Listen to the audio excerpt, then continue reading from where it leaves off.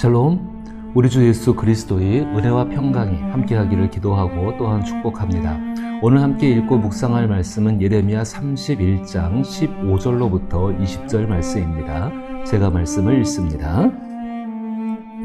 여호와께서 이와 같이 말씀하시느니라. 라마에서 슬퍼하며 통곡하는 소리가 들리니 라헬이 그 자식 때문에 애곡하는 것이라. 그가 자식이 없어져서 위로받기를 거절하는도다. 여호와께서 이와 같이 말씀하시느니라. 내 울음소리와 내 눈물을 멈추어라. 내 일에 삭슬 받을 것인즉 그들이 그의 대적의 땅에서 돌아오리라. 여호와의 말씀이니라. 너희 장래에 소망이 있을 것이라. 너희 자녀가 자기들의 지경으로 돌아오리라. 여호와의 말씀이니라. 에브라임이 스스로 탄식함을 내가 분명히 들었노니 주께서 나를 징벌하심에 멍에에 익숙하지 못한 송아지 같은 내가 징벌을 받았나이다. 주는 나의 하나님 여호와이시니 나를 이끌어 돌이키소서. 그리하시면 내가 돌아오겠나이다. 내가 돌이킨 후에 뉘우쳤고 내가 교훈을 받은 후에 내 볼기를 쳤사오니 이는 어렸을 때의 치욕을 짐으로 부끄럽고 욕됨이니이다 하도다. 에브라임은 나의 사랑하는 아들, 기뻐하는 자식이 아니냐? 내가 그를 책망하여 말할 때마다 깊이 생각하노라. 그러므로 그를 위하여 내 창자가 들끓으니 내가 반드시 그를 불쌍히 여기리라. 여호와의 말씀이니라. 아멘. 오늘 함께 읽으신 본문은 새 언약을 말하는 중에 15절 가운데는 비극적인 상황, 그리고 16절과 17절에는 하나님의 말씀과 약속, 그리고 18절과 19절에는 참된 회개, 20절에는 하나님의 마음을 말하고 있습니다. 이 말씀들은 위로를 받을 수 없는 고통과 관련된 말씀입니다. 위로받을 수 없는 고통 중에 함께 계시는 하나님의 마음을 진술하고 있는 것입니다. 그것은 새 언약을 주시고 이루시는 하나님의 모습이기도 합니다.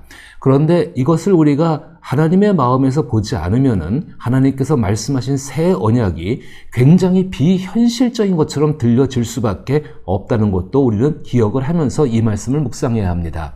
오늘 본문은 라마라는 장소에서 비극적인 사건이 일어날 것을 말하므로 시작됩니다. 그 비극은 자기 자녀의 죽음인데 죽임을 당해야 하는 이유를 부모가 알 수가 없다는 것입니다.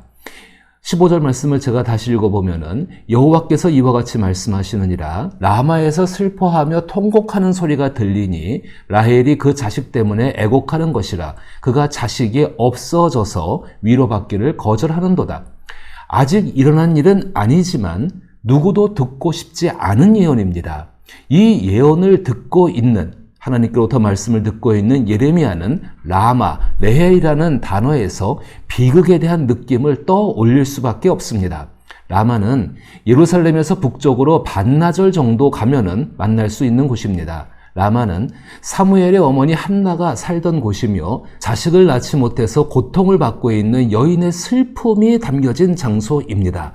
라헬이라고 한다면은 야곱의 아내로서 자녀를 낳았지만 품에 안아보지도 못하고 죽은 여인의 절망을 상징하고 있는 곳입니다.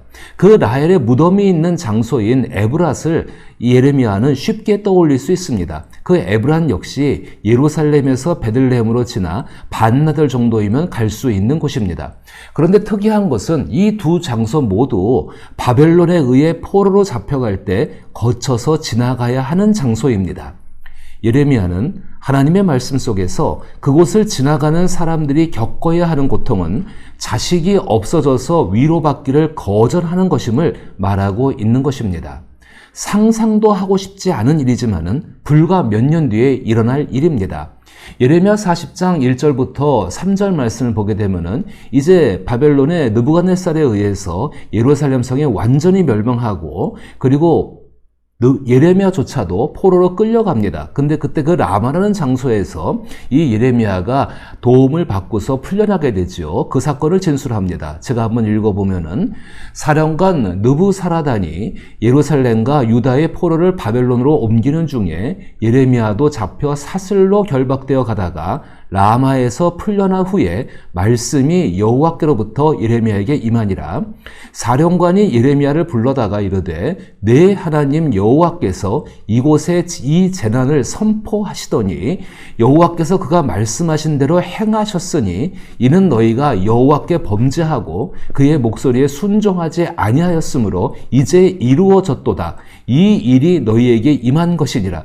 예레미야가 전한 이야기는 예루살렘 성 안에만 있는 것이 아니라 모든 나라 가운데 퍼져나갔고, 특별히 바벨론에서 들을 때 그 이야기는 굉장히 그들에게 참 좋은 이야기로 들릴 수밖에 없지요. 그들도 알고 있습니다. 왜 우리가 이 예루살렘 성을 멸망시킬 수 있는지, 그 전쟁의 타당성이 어디인지 대해서는 하나님 말씀 가운데 찾고 있었다는 것입니다.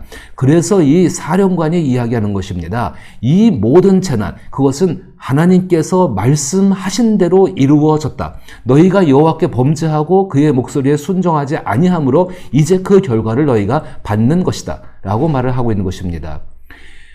그리고 이 예레미야 31장 15절의 본문은 여호와께서 이와 같이 말씀하시느니라. 라마에서 슬퍼하며 통곡하는 소리가 들리니 라헬이 그 자식 때문에 애곡하는 것이라. 그가 자식이 없어져서 위로받기를 거절하는도다 라는 이 말은 마태복음 2장 16절로부터 18절에서 이에 헤롯이 박사들에게 속은 줄 알고 심히 노하여 사람을 보내어 베들레헴과 그 모든 지경 안에 있는 산의 아이를 박사들에게 자세히 알아본 그때를 기준하여 2살부터 그 아래로 다 죽이니, 이에 선지자 예레미야를 통하여 말씀하신 바 라마에서 슬퍼하며 크게 통곡하는 소리가 들리니 라헬이 그 자식을 위하여 애곡하는 것이라. 그가 자식이 없으므로 위로받기를 거절하였도다 함이 이루어졌느니라. 크리스마스와 관련하여서 가장 비극적인 사건 속에서 위로받을 수 없는 고통이 있는 사람들 속에 하나님 말씀이 이루어지고 있는 것을 마태는 진술을 하고 있습니다. 이것은 마태가 단순히 슬픔만을 논하는 것이 아니라, 예레미야가 단순히 슬픔만을 논하는 것이 아니라 그 슬픔과 비극을 통하여서 하나님이 어떻게 하고 계신지를 말하고 위한 것입니다. 다시 예레미야 본문으로 돌아와서 하나님의 말씀은 듣는 사람의 입장에서는 상당히 비현실적인 위로가 될 수밖에 없습니다. 제가 16절과 17절을 다시 읽어보면은 여호와께서 이와 같이 말씀하시느니라. 내 울음소리와 내 눈물을 멈추어라. 내 일에 삭슬 받을 것인즉 그들이 그의 대적의 땅에서 돌아오리라. 여호와의 말씀이니라. 너희 장래에 소망이 있을 것이라. 너희 자녀가 자기들의 지경으로 돌아오리라. 여호와의 말씀이니라.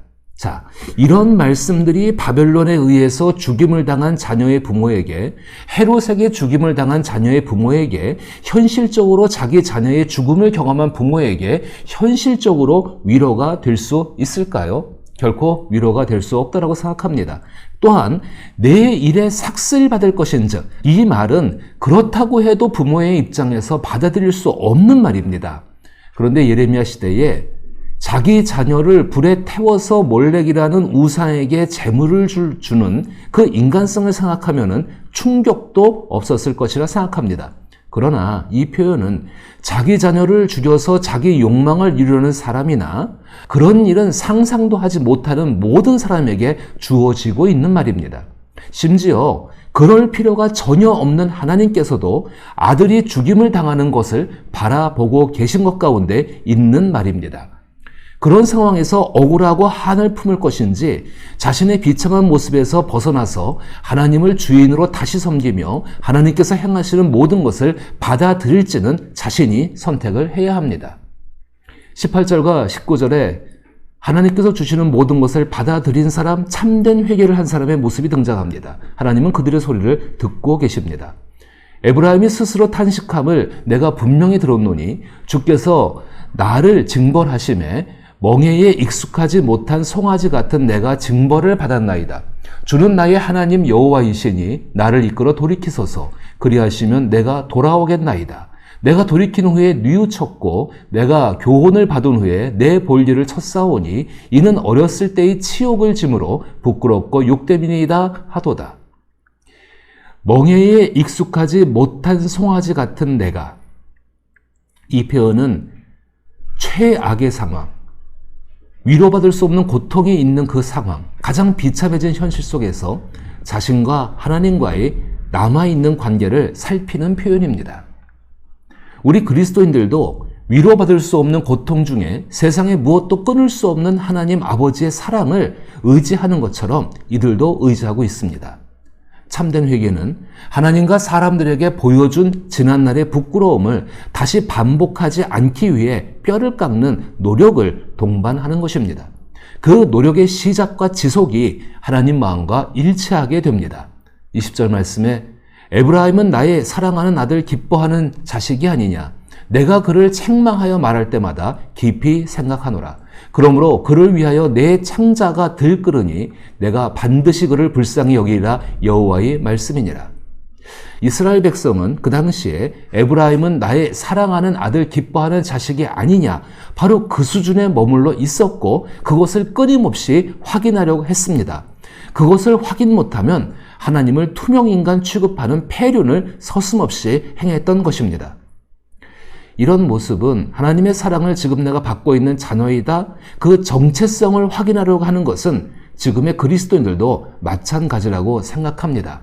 그런데 이미 우리는 그리스도 예수로 말미암아 하나님의 자녀가 되었습니다. 내가 아무리 부정한다고 해도 하나님은 결코 부정하지 않으십니다. 그렇다면은 신앙의 성장을 위해 중요한 것이 무엇인가를 생각해야 합니다. 그것이 오늘 말씀 속에 있습니다. 내가 그를 책망하여 말할 때마다 깊이 생각하노라. 그러므로 그를 위하여 내 창자가 들끓으니 내가 반드시 그를 불쌍히 여기리라. 여호와의 말씀이니라. 두 가지의 분명한 사실이 등장합니다. 앞에 있는 책망이라는 것, 싫은 것들에 그것을 배제해 놓고, 그건 우리의 생각이니까는요. 하나님은 왜 그렇게 하신 걸 생각해 볼 때에 깊이 생각하노라는 그 말씀과 그리고 내가 반드시 그를 불쌍히 여기리라, 이 두 가지가 등장을 하게 됩니다. 하나님은 깊이 생각하십니다. 무엇인가를 하실 때, 무엇인가를 의도하실 때. 그리고 하나님은 반드시 불쌍하게 여기십니다. 깊이 생각하시는 것이 동기고 시작이라고 한다면은 불쌍히 여기시는 것, 긍휼히 여기시는 것이 결과입니다. 그런데 그 중간에 무엇이 있는가? 오늘 말씀의 표현을 보면은 그 중간에 있는 것이 그를 위하여 내 창자가 들끓으니입니다. 하나님 스스로가 에브라임에 대해 에브라임을 위해 스스로 창자가 뒤틀리고 뒤집어진다라고 말씀을 하고 계시는 것입니다. 하나님 스스로 하나님 속을 뒤집으심으로 말미암아 에브라임에게 비현실적으로 들리는 새 언약을 통한 위로와 약속이 이루어짐을 말하는 것입니다. 죄 지은 사람들이 뒤집어지고 심판을 당하는 것은 당연한 것이죠. 그런데 하나님은 죄 지은 사람을 바라보시며 애를 태우시다가 마침내 속을 뒤집으시고 죄 지은 사람을 죄와 죄로 인한 모든 결핍과 관계없이 살아갈 수 있도록 만드신다는 것입니다. 하나님께서 하나님의 아들 예수를 십자가에서 죽게 하시는 것도 하나님의 뒤집어지는 아픔 속에서 이루어진 것이며, 새 언약이 이루어지는 것도 하나님 스스로 뒤집어지는 상상도 할 수 없는 고통 속에서 이루어지고 있는 것입니다. 따라서 하나님의 말씀과 약속은 결코 비현실적이지 않습니다. 모성애를 하나님 사랑으로 종종 이야기하는 것은 출산 때에 그 산모가 뒤집어지는 경험을 했기 때문입니다. 그런데 교회는 하나님 스스로 뒤집어짐으로 인해 구원을 받은 사람들의 모임인데, 비현실적인 하나님 말씀과 약속을 가장 확실하게 이룰 동기를 가진 하나님과 함께 살아가는 사람의 모임에도 불구하고 교회의 목표는 언제나 현실적인 것에 있다는 것입니다. 교회의 목표는 사람들이 노력하면 이룰 수 있는 현실적인 목표를 내세우지, 비현실적인 목표에 대해서는 그저 낭만적인 것으로 취급합니다. 이런 목표를 내세우는 건 쉬운 일입니다. 몇 명의 교인 출석, 전도, 몇 명의 선교사를 파송, 건축, 심지어는 기도로 수험생 100%를 합격시킬 수 있는 교회, 이런 표를 내걸고 있습니다. 신앙생활에서 현실적인 목표가 없을 수는 없을 것입니다. 그러나 그것들은 부수적인 것들입니다. 정작 중요한 비현실적이지만 사자와 어린 양이 함께 있는 세상, 하나님 말씀으로 이루어지는 의와 희락과 평강의 하나님 나라 등등을 우리는 추구하지를 않고 있다는 것입니다. 참된 회개와 슬픈 자를 위로할 수 있는 하나님 자녀의 삶이 목표가 되어야 한다는 것입니다. 그리스도인들은 예수 그리스도로 인한 새 언약 속에 살아가고 있는 사람들입니다. 혹시라도 위로받을 수 없는 고통 중에 있다면 당신을 깊이 생각하시며 그 안에서 정말로 창자가 끊어지는 것 같은 그 아픔을 같이 겪으시며 긍휼하게 여기시며 애를 끓이시는 하나님을 바라볼 수 있기를 나사렛 예수 이름으로 축복합니다.